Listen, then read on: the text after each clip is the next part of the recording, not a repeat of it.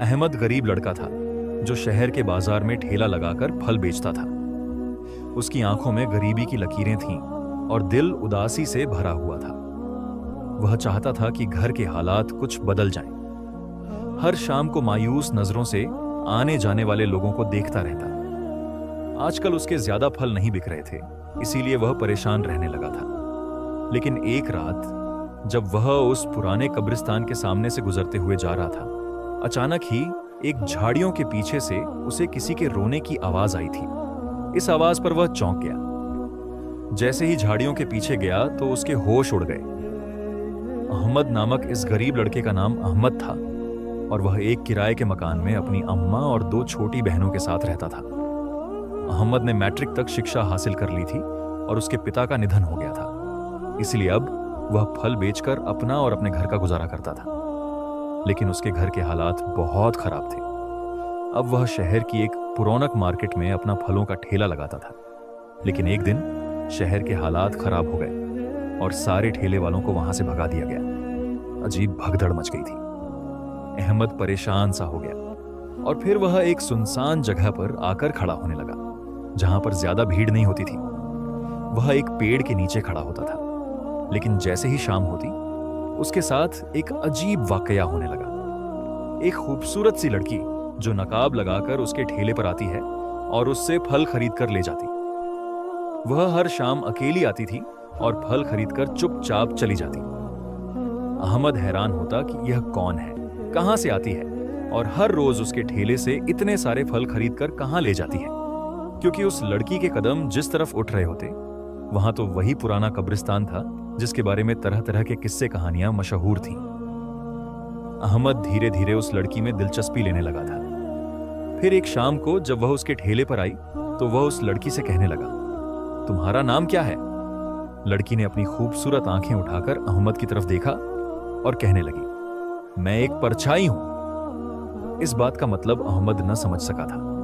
वह हैरत से उसे देखता रहा, यहां तक कि लड़की उसकी नजरों से ओझल हो गई। लेकिन एक शाम जब वह लड़की फल खरीदने नहीं आई तो अहमद कुछ बेचैन सा हो गया। फिर उस रात को उसके फल बिक ही ना हुए और वह मायूस सा सड़क किनारे खड़ा था। रात के 12 बजे वह घर की तरफ वापस जा रहा था और हर रोज की तरह उसी रास्ते से गुजर रहा था। उस पुराने कब्रिस्तान के पास से गुजरते हुए अचानक ही उसे किसी के रोने की आवाज आई थी और यह आवाज सुनकर वह परेशान हो गया। जैसे ही उसने उन झाड़ियों के पीछे झांक कर देखा तो वह हैरान रह गया। कोई लड़की जमीन पर पड़ी थी और उसका पांव जख्मी था। लड़की का चेहरा छिपा हुआ था। लेकिन जैसे ही उसकी नजर लड़की के चेहरे पर पड़ी, वह उसे देखकर हैरान रह गया। वह लड़की कोई और नहीं बल्कि वही थी जो रोजाना हर शाम को उसके ठेले से फल खरीदने आती थी। वह उसे जख्मी हालत में देखकर परेशान हो गया। लड़की रोते हुए कहने लगी, मुझे मेरे घर ले चलो, मैं जख्मी हूं।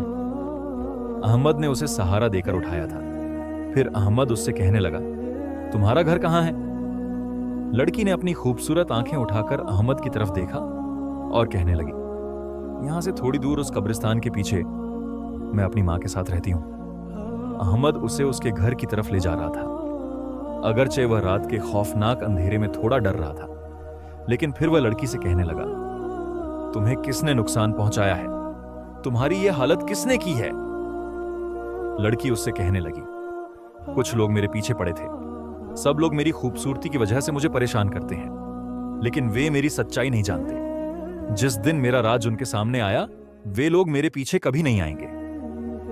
अहमद यह सुनकर दिल में सोचने लगा कि आखिर इस लड़की का क्या राज है। फिर थोड़ी ही देर बाद लड़की का घर आ गया था, लेकिन अहमद उस घर को देखकर खौफजदा हो गया, क्योंकि उसका घर बिल्कुल ही किसी खंडर की तरह लग रहा था। साथ ही एक बूढ़ी औरत उस घर से निकलकर उनके सामने आई थी, जिसे देखकर अहमद बुरी तरह डर गया। उस पास कोई दूसरा घर भी नहीं था और यह बिल्कुल एक वीरान और तन्हा रास्ता था जो आबादी से बहुत दूर था। उसे वापस जाने की बहुत जल्दी हो रही थी। ऐसा पहली बार हुआ था कि वह उस लड़की और उसकी मां से बुरी तरह डर गया था, और उस जगह से भी। वह जैसे ही वहां से जाने लगा, लड़की ने मुस्कुराकर उसे देखा था, लेकिन अहमद ने पलटकर उसे नहीं देखा और तेज तेज कदमों से चलते हुए वापस अपने ठेले के पास आ गया था। लेकिन जैसे ही ठेले के पास आया तो उसके पैरों तले से जमीन निकल गई, क्योंकि उसका ठेला जो बिल्कुल खाली पड़ा था और जिस पर बासी फल रखे थे, अनगिनत लाल लाल रंग के सेब और दूसरे कई फलों से भरा हुआ था। अपने ठेले को फलों से भरा देखकर उसे अपनी आंखों पर यकीन नहीं आ रहा था। आखिर यह सब कैसे हुआ और फिर इतने सारे फल उसके ठेले पर किसने रखे हैं? अब वह फलों का ठेला लेकर घर आ गया था। उसने जेब में मौजूद थोड़े बहुत जितने भी पैसे थे अपनी मां के हाथ पर रख दिए, लेकिन बार बार उसी लड़की के बारे में सोचे जा रहा था। आखिर कोई लड़की किसी वीरान और खंडहर से घर में कैसे रह सकती है? और उसकी मां कितनी डरावनी थी, वह बार बार यही सोच रहा था। फिर दूसरे दिन वह अपने फलों का ठेला लेकर जैसे ही शहर की मार्केट में खड़ा हुआ, उसके ठेले पर लोगों की भीड़ लग गई थी। ठेला जो फलों से भरा हुआ था एकदम ही खाली हो गया था और अहमद की जेब नोटों से भर चुकी थी। वह दिल ही दिल में बहुत खुशी महसूस कर रहा था। जैसे ही रात हुई वह वापस घर जा रहा था, लेकिन उसने थोड़े से फल बचा लिए थे, वह भी उस लड़की और उसकी मां के लिए, क्योंकि वह आज भी उसके ठेले पर नहीं आई थी। फिर उसी पुराने कब्रिस्तान के सामने से गुजरते हुए उसने थैले पर रखे फलों को उठाया और उस लड़की के घर की तरफ आ गया। घर में बिल्कुल खामोशी छाई हुई थी। वह जैसे ही अंदर आया, काले अंधेरे ने उसका इस्तकबाल किया था। इस अंधेरे को देखकर वह डर गया, लेकिन अचानक ही लड़की उस अंधेरे में से निकलकर उसके सामने आई। उस अंधेरे में वह किसी रोशनी की मानिंद दिखाई दे रही थी। मैं तुम्हारे लिए फल लेकर आया हूं। अहमद ने वह सारे फल उसके हवाले कर दिए थे। लड़की उसे देखकर खूबसूरती से मुस्कुराई और कहने लगी, तुम बहुत अच्छे हो। आज मेरी मां की तबीयत बहुत खराब थी और मुझे इन फलों की जरूरत थी। आ जाओ अंदर। वह उसे कमरे में बुला रही थी, लेकिन अहमद अंदर जाना नहीं चाहता था, क्योंकि इस पूरे घर में सिर्फ अंधेरे का राज था और वहां हाथ को हाथ सूझाई न देता था। वह लड़की से कहने लगा, मैं फिर कभी आऊंगा, अभी मुझे जाने की जल्दी है। मैं घर जा रहा हूं। आज मैं बहुत खुश हूं क्योंकि मेरे सारे फल बिक गए। वह खुशी खुशी लड़की से कह रहा था। लड़की उदासी से मुस्कुराई और कहने लगी, अब तुम्हें ऐसे ही खुशियां मिला करेंगी, इसलिए अपनी आने वाली खूबसूरत जिंदगी का इस्तकबाल करने के लिए तैयार हो जाओ। लड़की की इस अजीब बात पर वह हैरान रह गया था। फिर जल्दी से उसके घर से निकलकर अपने घर की तरफ जाने लगा, लेकिन वह इस रास्ते से गुजर रहा था कि अचानक ही उसकी नजर एक पेड़ पर पड़ी। पेड़ पर लगे हुए लाल लाल सेब देखकर वह हैरान रह गया था, जो पहले उसे कभी दिखाई न दिए थे। यह आसपास वीरान रास्ता था, यहां कोई भी नहीं था। अहमद ने सोचा कि ये फल वह तोड़कर अगर अपने ठेले पर रखकर बेचे तो उसे अच्छा खासा मुनाफा हासिल होगा। वह जल्दी से पेड़ पर चढ़कर सारे लाल लाल रंग के सेब तोड़ने लगा और उसने सारे सेब अपने ठेले पर जमा कर लिए थे। रात का वक्त होने की वजह से यहां कोई भी नहीं था, क्योंकि यह एक वीरान और सुनसान रास्ता था। यहां से कोई भी नहीं गुजरता था, लेकिन अहमद को यहां से गुजरकर जाना पड़ता था, क्योंकि उसका घर इसी रास्ते से आता था। अब उसका ठेला लाल लाल सेबों से भर चुका था और वह खुशी खुशी घर की तरफ जा रहा था। लेकिन जैसे ही वह आगे कदम रखने लगा, अचानक उसे अपने पीछे किसी के चलने की आवाज आई थी। पायल की छन छन ऐसे लग रहा था जैसे कोई लड़की उसके पीछे पीछे आ रही है। वह हैरत से पलटा था, लेकिन वहां कोई भी नहीं था। जैसे ही वह आगे बढ़ता, उसे फिर से वही आवाज सुनाई देती, लेकिन जब पलटकर देखता तो पीछे कोई भी नहीं होता। किसी कशमकश में यह पूरा रास्ता गुजर गया और वह अब घर आ गया था। सारे पैसे जितने भी उसके जमा हुए थे, उसने वह सारे अपनी मां के हाथ पर रख दिए थे।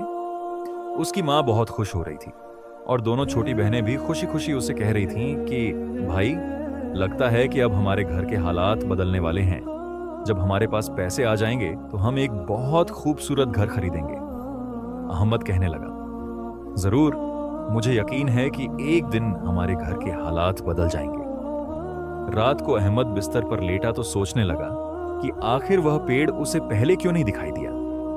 वह अक्सर भी उस रास्ते से गुजरता था, लेकिन ये लाल लाल रंग के सेब उसे पहले कभी दिखाई नहीं दिए थे। फिर दूसरे दिन वह शहर की मार्केट में खड़ा हो गया। और लोगों की भीड़ एक बार फिर से उसके ठेले पर जमा हो गई थी। लोग उसके ठेले से लाल लाल रंग के सेब खरीद रहे थे और सभी तारीफ कर रहे थे। सब अहमद से पूछ रहे थे कि वह किस मंडी से यह सारा फल लेकर आया, लेकिन अहमद ने यह राज किसी को भी नहीं बताया कि उस पुराने कब्रिस्तान के करीब जो सेबों का पेड़ है, वहीं से वह ये सारे फल तोड़ कर लाया है। सिर्फ चंद घंटों के अंदर अंदर उसका सारा ठेला खाली हो गया था और आज फिर उसकी जेब नोटों से भर गई थी। लेकिन कल की तरह उसने आज भी उस लड़की और उसकी मां के लिए थोड़े से लाल रंग के सेब बचाकर रखे थे। वह उससे मिलना चाहता था। वह लड़की उसे जिंदगी की नई उम्मीद लगी थी, जिसने उसे खुशहाल होने की दुआ दी थी। अब मगरिब का वक्त हो रहा था और वह तेज तेज कदमों से ठेला घसीटते हुए उसी रास्ते की तरफ जा रहा था। उसने अपना ठेला उसी पेड़ के नीचे खड़ा किया और फिर वह लाल लाल रंग के सेब लेकर उसी लड़की और उसकी मां के घर चला गया। आज फिर घर अंधेरे में डूबा हुआ था, लेकिन रोशनी की तरह निकलकर वह लड़की उसके सामने आई थी। उस लड़की को देखकर अहमद खुश हो गया। वह लड़की उसे मोहब्बत से देखते हुए कहने लगी, तुम कितने अच्छे हो, हम दोनों माँ बेटी का कितना ख्याल रखते हो। यह सुनकर अहमद कहने लगा, क्योंकि मुझे भी बहुत अच्छा लग रहा है तुमसे मुलाकात करना और मेरे घर के हालात बदल रहे हैं, जैसे कि तुमने कहा था। यह सुनकर लड़की मुस्कुराई थी। फिर वह सेब देकर वापस अपने ठेले की तरफ आ गया, लेकिन जैसे ही उस रास्ते पर आया तो उसकी हैरत का ठिकाना न रहा। पेड़ पर लगे हुए लाल लाल सेबों में इजाफा हो गया था और आज फिर वह सेब जैसे उसे पुकार कर कह रहे थे कि आओ, हमें तोड़ लो और अपनी रोजी में बरकत पैदा करो। फिर अहमद से रहा न गया और उसने वह सारे फल तोड़कर अपने ठेले पर रख लिए थे। वह सोच भी नहीं सकता था कि उसके घर के हालात इतनी जल्दी बदल जाएंगे। उसकी खुशियों का कोई ठिकाना नहीं था। अब वह हर रोज उस रास्ते से गुजरता, बचा हुआ फल उस लड़की के घर देता और उस पेड़ से फल तोड़कर अपने ठेले पर रख लेता। दिन ब दिन उसके घर के हालात बदलते जा रहे थे और अब लोग फौरन ही उसके सारे फल खरीद लिया करते। पूरे शहर में अहमद के मीठे सेबों का चर्चा था, लेकिन अहमद ने यह राज किसी को नहीं बताया था कि वह मीठे मीठे लाल रंग के सेब कहां से लेकर आता है। उसने किसी के सामने भी उस पुराने कब्रिस्तान का जिक्र नहीं किया था। अहमद को तो ऐसा लग रहा था कि यह जो कुछ भी हो रहा है उस लड़की की वजह से हो रहा है। आज भी उसने लड़की के लिए कुछ चीजें खरीदी, लाल रंग की चूड़ियां, एक खुशबू और चमेली के खूबसूरत गजरे। ये सब चीजें वह उसे तोहफे के तौर पर देना चाहता था। बड़े जोश और खरोश से वह उसी घर में पहुंचा था, लेकिन आज उस वीरान खंडर का खाली सन्नाटा देखकर वह हैरान रह गया। लाख आवाजें देने के बावजूद भी वह लड़की उसके सामने नहीं आई थी। वह बहुत मायूस और उदास सा होकर वापस पलटने लगा। वह उस पुराने कब्रिस्तान से गुजरकर घर की तरफ जा रहा था, जब अचानक उसे अपने पीछे एक आवाज सुनाई दी, रुक जाओ लड़के, तुम कहां से आ रहे हो और तुम्हारे हाथों में ये चीजें कैसी हैं? अपने पीछे आने वाली आवाज सुनकर वह हैरान रह गया था। जैसे ही अहमद ने पलटकर देखा तो एक बूढ़े आदमी को देखकर वह चौंक गया। फिर वह बूढ़ा अहमद से कहने लगा कि वह रात के इस भयानक अंधेरे में इस कब्रिस्तान में क्या कर रहा है। अहमद उसे देखकर घबरा गया था। फिर वह जल्दी से कहने लगा, मैं इस कब्रिस्तान के पीछे जो घर है वहीं आता जाता हूं। वहां एक लड़की अपनी मां के साथ रहती है, उसे मेरी मदद की जरूरत है, मैं उसके लिए कुछ सामान लेकर आया था। यह सुनकर बूढ़ा आदमी जोर जोर से हंसा था। फिर वह अहमद के पास आकर कहने लगा, क्या तुम नहीं जानते कि वह घर तो कब से वीरान हो गया है? उस घर में कोई भी नहीं है, तो फिर एक मां और एक बेटी कहां से आई? अहमद उस बूढ़े आदमी से कहने लगा, नहीं, वहां पर एक लड़की रहती है जिसकी मां बीमार है और उसे मेरी मदद की जरूरत है। मैं हर रोज उसके लिए फ्रूट लेकर जाता हूं, क्योंकि मैं एक फल बेचने वाला हूं। उस लड़की ने कहा था कि एक दिन मेरी किस्मत बदल जाएगी, और ऐसा ही हुआ। मेरे घर के हालात बहुत बदल गए हैं। मैं खुद को खुशनसीब समझता हूं, इसीलिए उस लड़की के लिए यह तोहफा लेकर आया था। बूढ़ा आदमी राजदारी से कहने लगा, देखो, मेरी बात को समझो और उस घर में दोबारा न जाना। क्या तुम नहीं जानते, वहां पर एक जिन्नजादी को कैद किया गया है और वह जिन्नजादी अक्सर ही किसी लड़की के रूप में आकर लोगों को परेशान करती है। क्या तुम उसके झांसे में तो नहीं आ गए? यह सुनते ही अहमद परेशान हो गया था। वह हैरत से उस बूढ़े आदमी को देख रहा था और उससे पूछने लगा, तुम कौन हो? वह बूढ़ा आदमी कहने लगा, मैं इस कब्रिस्तान का गोरखन, कब्र खोदने वाला हूं और यहां की हर बात से वाकिफ हूं। तुम्हारी भलाई इसी में है कि तुम दोबारा यहां कभी नहीं आना। यहां से चले जाओ, यहां पर जिन्नातों का बसेरा है। उस बूढ़े आदमी ने अहमद को बहुत डरा दिया था। वह मायूस सा होकर गजरे और खुशबू वहीं फेंकता हुआ घर चला आया था। लेकिन आज उस रास्ते से गुजरते हुए उसे वह लाल सेबों का पेड़ भी दिखाई नहीं दिया। उसने आज वाले सारे पैसे मां के हाथ पर रख दिए थे। अगले दिन वह शहर की मार्केट में खड़ा था, लेकिन बार बार लोग उससे आकर पूछ रहे थे कि वह मीठे सेब क्यों नहीं लेकर आया, जिसकी वजह से पूरे शहर की मार्केट में उसका चर्चा था। लेकिन अहमद के चेहरे पर मायूसी थी। वह हर हाल में उस लड़की के बारे में जानना चाहता था। फिर काफी रात तक वह मार्केट में खड़ा रहा, यहां तक कि रात के 12 बज गए। अब वह घर जाना चाहता था। उसी रास्ते से गुजरते हुए वह एक बार रुका था। उसका दिल चाह रहा था कि वह जाकर देखे कि उस घर में वह लड़की अब भी मौजूद है या नहीं। लेकिन अचानक उसे बूढ़े गोरखन की बात याद आई थी। फिर वह इस बात को सोचकर अपने घर जाने लगा। लेकिन थोड़ी ही दूर गया था कि अचानक उसे अपने पीछे पायल की आवाज आने लगी। ऐसे लग रहा था जैसे कोई लड़की उसके पीछे पीछे आ रही है। वह जैसे ही इन आवाजों पर पलटा तो उसकी आंखों ने हैरत अंगेज मंजर देखा था। उसी पेड़ के नीचे वह लड़की खड़ी थी, जिस पर लगे हुए लाल रंग के सेब उसे अपनी तरफ आकर्षित कर रहे थे। लेकिन वह लड़की को देखकर डर गया। लड़की की आंखें बड़ी अजीब हो रही थीं। उसने काले रंग का लिबास पहन रखा था और उस काले दुपट्टे से मुंह छिपा रखा था। लेकिन वह हाथ के इशारे से उसे अपनी तरफ बुला रही थी। वह न चाहते हुए भी उसके पास चला आया था। मैं तुम्हारे घर गया था, तुम्हारे लिए तोहफा लेकर। तुम कहीं पर भी नहीं थी, लेकिन मुझे तुम्हारे बारे में सच्चाई जाननी है। आखिर तुम कौन हो? तुम्हारा नाम क्या है? लड़की ने कोई जवाब नहीं दिया था, बल्कि खामोशी से अहमद को देखती रही। फिर कहने लगी, क्या तुम इस पेड़ के मीठे मीठे सेब हासिल करना चाहते हो? हर रोज की तरह वे पैसे कमाना चाहते हो? अगर इसका जवाब हां में है तो तुम्हें मेरी बात सुननी होगी। अहमद हैरत से कहने लगा, कैसी बात? वह लड़की कहने लगी, मेरा नाम आलिया है और मैं कोई इंसानी लड़की नहीं, बल्कि एक जिन्नजादी हूं। मुझे और मेरी मां को हजारों साल पहले इस बस्ती के लोगों ने इस पेड़ पर कैद कर दिया था, जिसके नीचे मैं आज खड़ी हूं। मैं यहां से कहीं जुदा नहीं हो सकती, नहीं यहां से कहीं जा सकती हूं। लेकिन अब मैं आजादी हासिल करना चाहती हूं। आज से 20 साल पहले तुम्हारे पिता ने मेरी मां की मदद करनी चाहिए थी, लेकिन उससे पहले ही वह मौत का शिकार हो गया। लेकिन उसने कहा था कि मैं तुम्हारी मदद नहीं कर सका, लेकिन मेरा बेटा तुम्हारी मदद जरूर करेगा। इसीलिए मैं तुम्हारी तलाश में इस शहर की सड़कों पर घूमती थी। मैं नहीं जानती थी कि तुम एक फल बेचने वाले हो, लेकिन जब मैंने तुम्हें पहचाना तो मुझे बहुत खुशी हुई। अब मुझे तुम्हारी मदद की जरूरत है। मुझे यहां से आजाद करो, इस पेड़ से। यहां पर मेरी मां भी रहती है, लेकिन वह बहुत बीमार है। यहां से आजादी के बाद मैं अपने कबीले में वापस चली जाऊंगी, जहां पर हम जिन्नात रहते हैं। लेकिन मैं अभी नहीं जा सकती, क्योंकि मैं एक कमजोर और ताकत से महरूम जिन्नजादी हूं। तुम ही हो जो मुझे आजादी दिला सकते हो, जैसे कि तुम्हारे पिता ने हमें आजाद करने की कोशिश की थी। अहमद यह सुनकर हैरान रह गया था।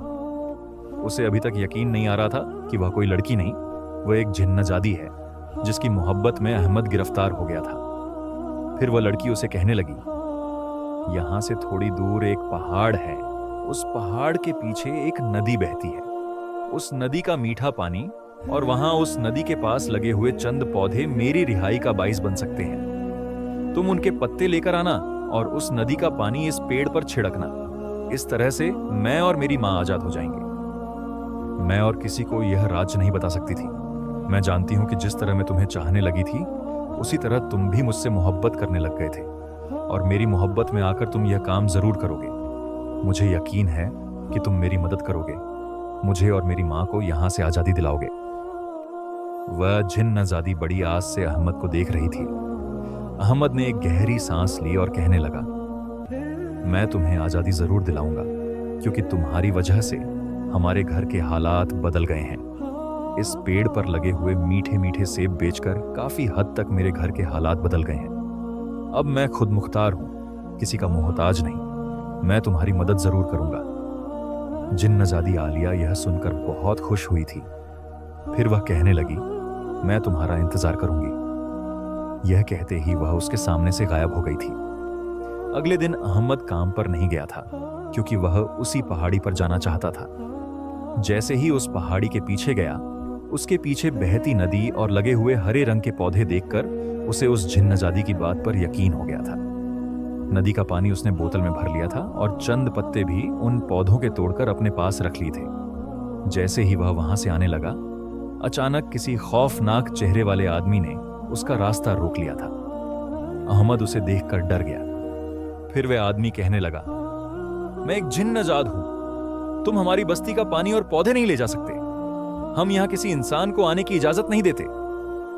इसकी बात सुनकर अहमद घबरा गया। वह जल्दी से कहने लगा, लेकिन मैं किसी की मदद करना चाहता हूं, किसी को आजादी दिलाना चाहता हूं। मेरा मकसद नेक है।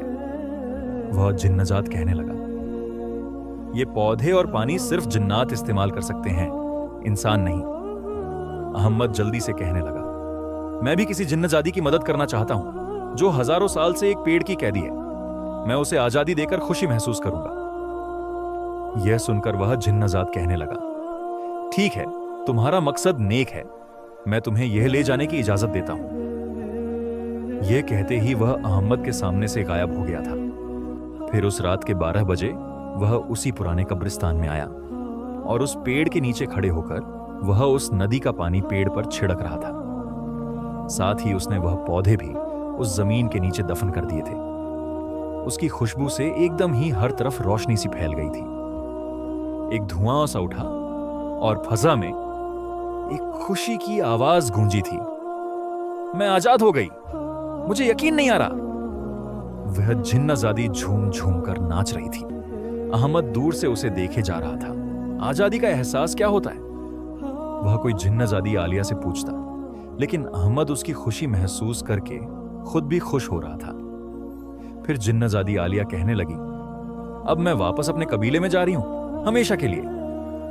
कभी ना वापस आऊंगी, लेकिन तुम्हें इस पेड़ का हक देकर जा रही हूं। इस पेड़ पर लगने वाले सेब, जो बहुत मीठे और रसदार हैं, वह सिर्फ तुम्हें दिखाई देंगे और किसी को नहीं। इसलिए आज से यह मीठे फलों का पेड़ तुम्हारा है। यह कहते ही वह अहमद के सामने से गायब हो गई थी।